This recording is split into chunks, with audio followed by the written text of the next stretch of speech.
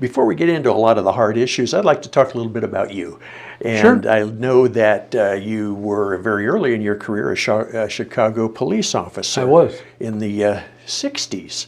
And it appears you might have been on the force in 1968. I was. Were you at all involved in the Democratic Convention situation and the coverage and the demonstrations and classified as a riot? I don't know if it really was a riot, but the disturbance in connection with the convention. All of the above. Yeah, okay. Yeah. Whether it was down at the Hilton or Lincoln Park or whatever, wherever, yes. Yeah. What was your role? What did you do? I was, mostly it was crowd control and trying to keep streets open, and where there was a disturbance, trying to maintain control of that section of the city. Yeah. What did you think of that, the political uprising and the whole situation there? Well, our job is to maintain the situation as fluid as we can as far as peacefulness and things. I mean, when you spend hours standing in line, having rocks and other things thrown at you on a constant basis, it becomes a little more difficult, but you're trained to address that. And when the people in charge say we have to move folks out, you have to do that too. And nobody likes violence, but you do have to maintain order. Yep. And can you talk a little bit about what led you to pursue a career in law enforcement? I always wanted to be in law enforcement. I probably around the time I was 10, we were living in a two-bedroom apartment in Chicago, and the people that my uncle used to come, my cousin used to come over. He was a Chicago police officer. I slept in the bedroom, and so I mean not the bedroom, the dining room, because we didn't have enough room, and I overheard conversations all night long if I wanted to. And a lot of that guided me on, being able to help people and be involved in trying to create a better environment. Fast forward now to January 6th. You're in the chamber in the U.S. Capitol when the, what shall we call them? I would call them rioters. Maybe that's not an official riot, but the protesters breached the building. Did you fear for your life at that point? I feared a lot for others' lives. And to maintain order within the chamber. Myself, other police officers that had been on departments were now on in Congress. People that were in the military, most of us either trained people to use gas masks or in my case, keep them calm when they came up to me and talked to me about it. I said, maintain order, don't try to panic, and if you have a problem, come to me. And watch what the officers and listen to the officers. They know what's going on outside. They are going to protect our lives. And that's what they did. And we were very short personnel. And so we just had to maintain a calmness within the chambers. Your experience as a police officer probably served you well that day. Well, you overcome the other things that you've seen in life. And I've seen not that particular type of incident in life, but whether it was other street riots or other disturbances in life, and I had gone through a career of a homicide detective and an undercover police officer and a special operations officer. I'd seen a lot. Yeah. And that allows me to maintain a calmness that other people might not maintain. Doesn't mean I didn't think it was wrong. Yeah. Doesn't mean that I didn't think it would be sad if people were hurt or injured. But it did mean that during that time I had to go back to my training. Yeah, I was just wondering if you stopped and thought about that and how it felt sort of almost being on the other end of it this time compared to when you were a young officer in Chicago, being the one who's doing the defending and the police work. No, your training is your training. And if you're trained to be calm and you're trained to think ahead, and you're trained to be able to ascertain and evaluate the situation on a timely basis, then that's what you naturally do. And so when we were told we can evacuate the floor, and we went out the door, and I looked to my left, and there were people beating down the doors, a barricaded door that led directly into the hallway and into our escape route. Yeah. And my job right then was to maintain an order going down a very narrow stairway to make sure that the women got down first and to calm people down from going too fast, because people can be injured quickly. Absolutely. And that went well. And Yeah. by the time we got over to the room that we were directed to, we had nobody injured. By then we had plenty of police available, that I thought. And again, there were people worried in the room, but again, calm people down, tell them we're in a much better situation than we were. Based on the television reports, and I'm going to assume they're at least somewhat accurate, it appeared that Vice President Pence escaped the mob by feet, and that a very dedicated Capitol police officer managed to Divert, yeah. What do you think they would have done to him if they'd gotten to him? I'm not a mind reader. Yeah. I don't know if the amount of people there would have been able to maintain his safety if they had really gotten to him. There weren't that many people in those hallways, but it was a dangerous, dangerous situation, as we found out later. Of course. Because some people did have weapons, and there was a sense of, when you don't know what's going on behind the doors, you can be as calm as you want. But when that's coming at you, I think the police acted very appropriately. Nobody was injured in that instance by any police officer, and they were able to get the vice president to safety, which is definitely the appropriate thing to do. Yeah, absolutely. It's a miracle that we got through that day and our democracy survived. It's a very scary day for a lot of us. It's important that our democracy survives, because we are part of a world that's in turmoil right now, and we've been in turmoil a number of times during my lifetime, your lifetime, and the other people within the United States. And we have to know when to unify and overcome our adversaries and be able to maintain a strong economy in this world, so that we are seen as a leader, but also a central force that can bring people together so world wars don't occur. So, $739 billion for an Inflation Reduction Act. That almost seems like an oxymoron. That's a lot of money to reduce something. But do you think that the public is buying it? Well, I hope they do. I guess we have a lot more information, those of us that have to make that decision. Of course you do. We know that prescription drug costs are out of hand. We know that our elderly, this allows for a $2,000 maximum on cost versus on and on and on until you reach much higher levels.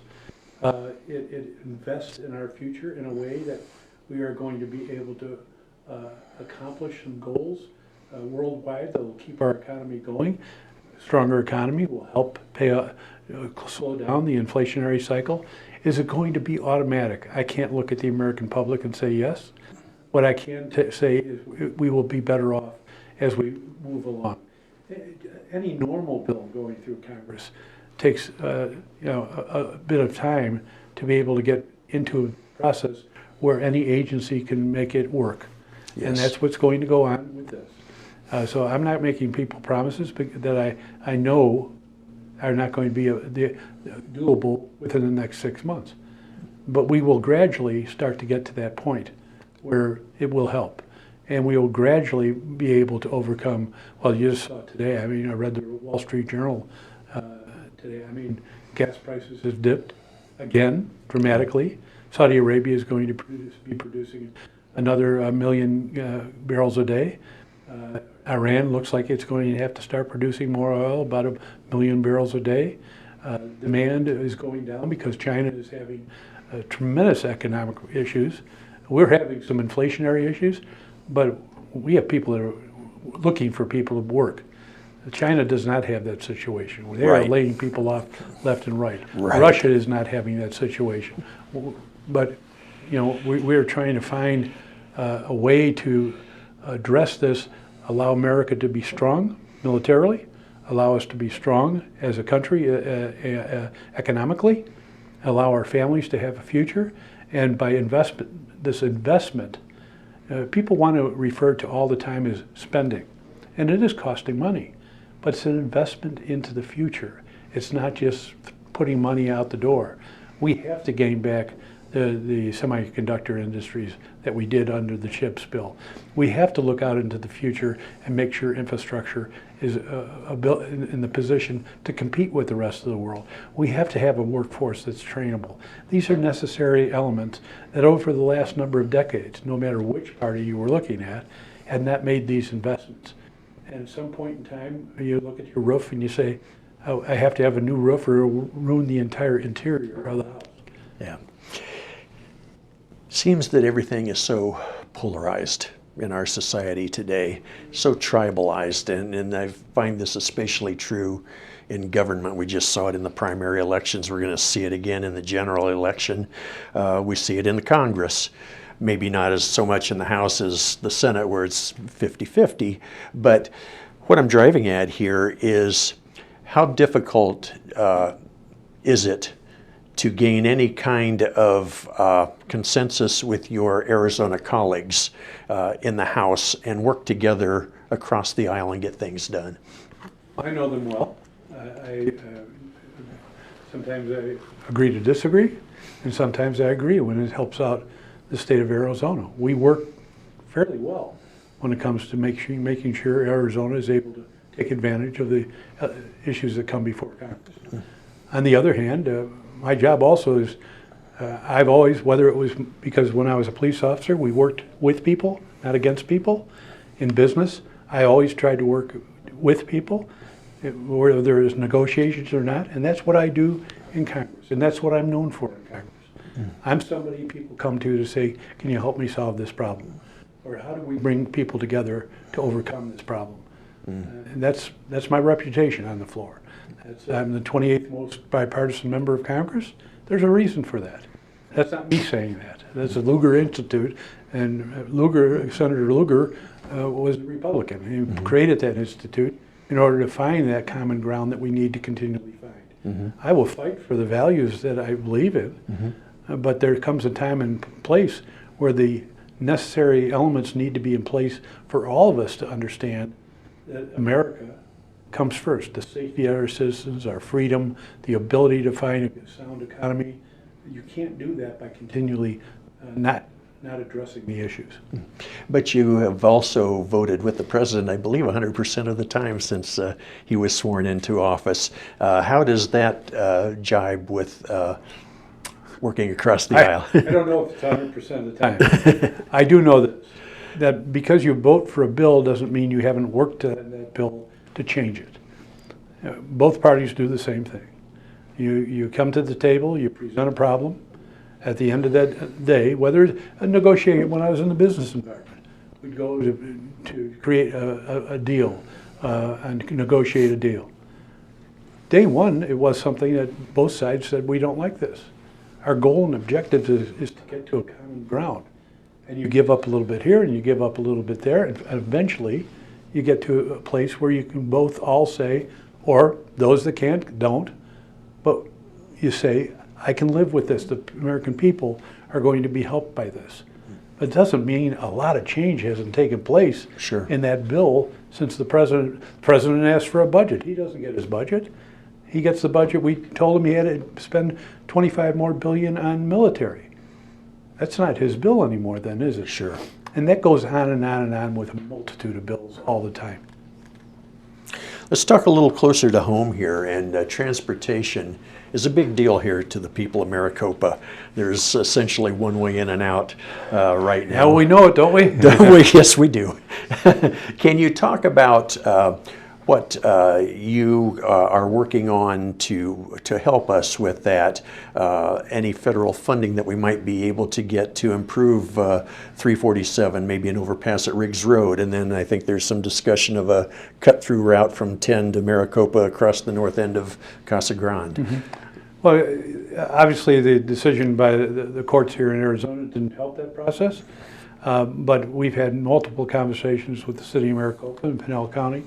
The underlying element is the infrastructure bill that went out the door. I worked hard on that. to make sure the type of funding was in there to be able to accomplish those goals, whether it was the 347 or the I-10 widening. Yeah. We've been working on that for a few years now, and we are moving incrementally now to be able to address those objectives, and working with Maricopa County and Pinal County in coming together to understand the needs for both of those roadways.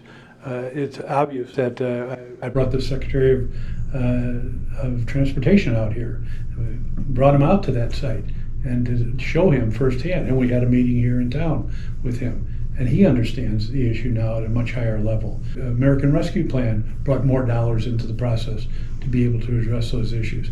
So we've now provided the flexibility to have enough money to do it. Now people have to put the deal together and finish the deal. I'll be there to help provide any necessary help that I can, with whether it's with an additional vote or the ability to impact it through the administration, or whether we have to bring groups back. I think we're pretty close to addressing these issues. We also worked with the Gilas Indian community to help mitigate some of those issues along the way. So it's a process that's I think, well, a huge difference between where we were at 2 years ago even, Sure. than we're at today. So that's going to be addressed. Those other issues are going to have to be part of the grant process that is within the infrastructure bill, and I think we'll get there. I know that I voted for the infrastructure bill, and my fellow congresspeople on the other side of the aisle did not. Yeah. Yep. Everything is such a process, and the wheels turn so slowly. How frustrating is that to you? Because you strike me as a guy who wants to get things done now. It is highly frustrating from the perspective of anybody that's been involved in business or trying to make quick decisions in life, which a lot of my previous occupations required me to do. And it's especially when politics gets in the way of the future of America. And there's, when it's obvious that your competition is moving ahead of you, you have to find a way to catch up and move it back ahead of them. It's obvious when we have a China in the world that has now gone from a desire to be a regional power to take over the military power level of the world. It's obvious that we have to make investments in that. And it's obvious, like just recently, when we have spent 2 decades or more, actually, in addressing the toxic needs of our veterans, it took us this long to do that. Yeah, that was frustrating to listen to this morning. It's just a terrible thing. Yeah. And I could go on and on and on. We have to, if we want to, I know we have a deficit as a country, but if we, part of the issue is here, we waited 20-some years to address the infrastructure issues. We've been working on it for 5 years that I've been in office, and for 20 years before that. And what happened? We get to that point, and when you take a look at the raw number of $1.2 trillion, it's a huge number. How much could we have gotten done 20 years ago with that type of investment? And where would we be now as a country with infrastructure? Whether it's our ports, our roadways, our hospitals, you name it. We would have been much better further along. And what has impacted that is over time, the costs have gone up, and especially construction costs go up much higher than CPI. Yep. Consumer Price Index, for those that don't. Yeah, right, exactly. Wanted to follow up on something this morning too. You were posed a question about the approval of the new IRS agents, and of course they haven't been hired yet, but they've been approved. Now, will they be looking exclusively at corporate, or will they also be looking at some high-end individuals, or maybe more than that? High-end individuals and corporate. Okay, both. And the Secretary of Treasury has already sent that letter to the IRS to say when they come on board, and they're not going to come on board immediately. You got to find them first. And we're in a difficult market to find people of that level and caliber. But then even when they do come on board, people look at it and say, well, how come so many? Well, find out how many people a corporation uses to put its tax structure together, and how many attorneys, and how much court time's taken up. And after the analysis, it comes back that you had mentioned $700 and some billion of expenditure within that bill. We will be getting back money too. There's another side, I believe it's south of $400 billion. Okay. So that's to offset some of that, and that's where that goes to deficit reduction. So it's not 700 additional dollars, it's a reduction also. Yep. But the overriding issue is 87,000 people, when you've had an agency that hasn't been have the personnel within the last decade and a half to be able to address it. It's important that we have the revenue streams. We don't want to overtax people, obviously. Right. But we have to invest in America. And if we don't invest in America, it's going to cost us a lot more. You know, we talked a little about this morning. People don't want to be police officers or school teachers or any number of professions that you might care to list. How did we get there? Is it a byproduct of COVID and people got paid to not work and they liked it and they don't want to work anymore? Where did we turn a corner where people just don't want to do these jobs or work? Well, the people that weren't, they were given the resources to be able to not be thrown out of their apartments and eat. We were now, from where the low was on jobs, we've hired 9 million plus additional people. There's a lot of people in the workforce historically, more than at any time in our history. True. So that part's working. What's not working is our economy is growing at such a pace, it's enlarging at such a pace. You look at Arizona. We have 2 plants being built right down here in Chandler by Intel. We have another one being a Taiwanese plant being built over on I-17. Yep. That's part of people wanting to come back and invest in America. It's not part of people wanting to flee America. And that's going on across the country. Right here in Pinal County, we have a truck manufacturing plant that's up and going. We have an electric car plant, and there's going to be more of that. And we're trying to invest more into workforce development so that we have the workers to be able to address not only these new jobs, but these new better jobs. And part of that is what's occurring is people saying, I've been in the retail sector of working as an employee all the time. I want to go out and take some of what I've known to do my own retail or move up. And I've gone to school in order to get my associate's degree, or I went to college during those 2 years and I want to continue on with college. Or I'm at an age where I'm saying, you know, if I'm a doctor and I'm 62 years old, I don't want to die in the hospital because I'm treating somebody. I've done my time and I want to retire. Yep. And that's going on across the workforce.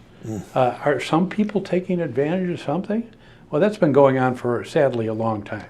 Yeah. And we have tried to claw back those issues from people that have taken advantage of the system, and that'll be a continual process.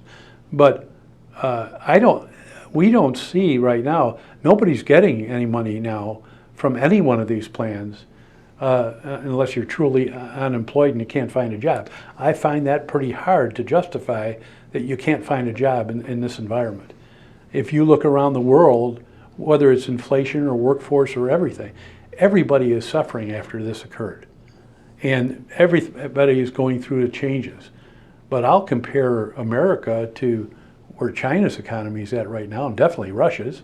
Yeah. And Europe's gas prices are $9 a gallon, for crying out loud. Yeah. And so ours are coming down. Europe still aren't coming down because they're right near that war zone.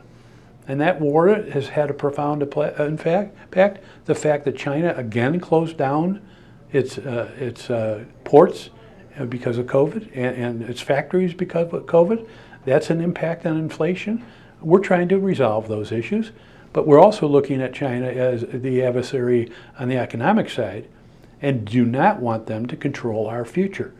We cannot allow an adversary to control the destiny of the American people and their safety. And that just is not going to be allowed. Kind of a sensitive question. Roe v. Wade, weighing on the minds of everyone in this country. Mm-hmm. And I'm curious, from your own perspective, when does life start? Well, I know that I know this. I'm not a scientist, and I have to make political decisions based on what's right for the health of human beings. So I believe in choice. I believe that the woman has a right to make her own decisions, just like a man is. Mm-hmm. She has the right to talk to her family about those issues. She has a right to talk to her priest or pastor or whoever. But for government to step in and start to tell a woman that she doesn't have the right to, as she goes around the country, if she's in one state that doesn't have has a certain law that says, we have a law that says you can't use this drug or can't have this procedure in this state, and it's an emergency, are we going to tell that woman to die? Right. That's. I don't believe that we have that position in life, and again, that's a family issue, and I think that we have to find a way to address this issue, and you are starting to see across our nation, whether it's Kansas that actually took a vote. That was unbelievable the way that came out. Or whether it's other states that are stepping back a little bit, because I don't think the Supreme Court did anybody a favor by putting that out there and not identifying the dominoes that we're going to drop and how to address those issues also. And they have started to drop, and they have impacts on women's health. Absolutely. And the impacts on families and multiple other issues on how to address these things.